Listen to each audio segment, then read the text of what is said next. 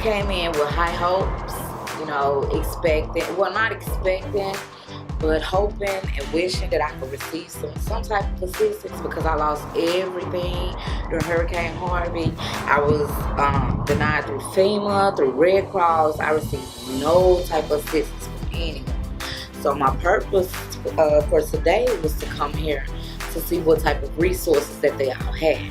It's a lot of resources, you know, a lot of people that can help us. I'm grateful and I appreciate it and I'm very happy. And I'm leaving here with a smile on my face. We know help is on the way. So help is on the way and we just have to be patient. But this is a hard test. I wouldn't wish this on nobody at all. Never seen this much water in my life.